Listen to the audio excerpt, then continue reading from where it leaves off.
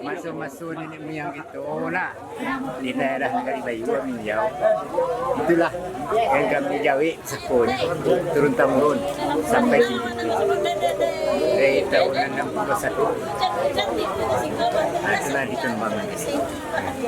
Kira ada ritual mempelajari Pak, ada apa aja gitu kira-kira? Ada syarat-syarat wajibnya gimana tuh mengikutinya Pak?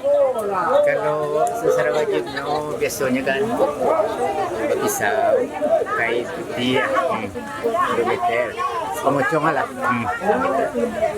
Nah, untuk seseorang kalau pengen mengikuti Pak, pengen belajar gimana caranya itu?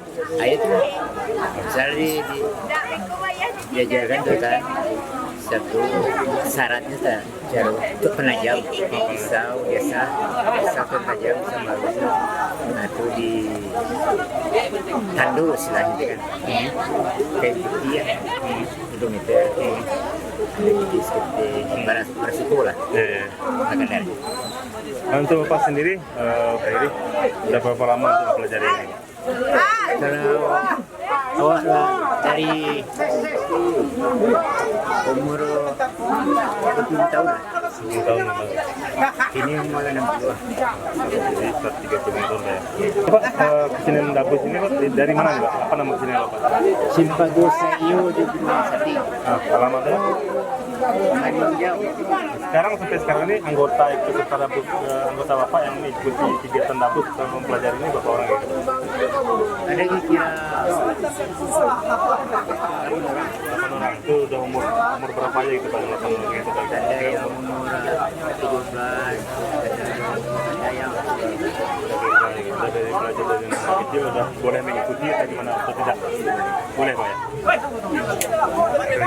Penampilannya Pak, penampilan dapur ini kapan gitu? Kapan? misalnya kita pesta dari orang Ya. atau mereka dulu ada cara dalam kampung lah. Ah, untuk jadi kan dari Agam Pak ya? Ya, Pada Pak apa namanya? meninjau. Meninjau dari Agam. Dikira selain Bapak ada lagi gak yang sanggar dapur ini? Ada. Ada Pak? Ada satu. Ada. Cuma sama daerah. Buat aja lah. Oh gitu sama ya.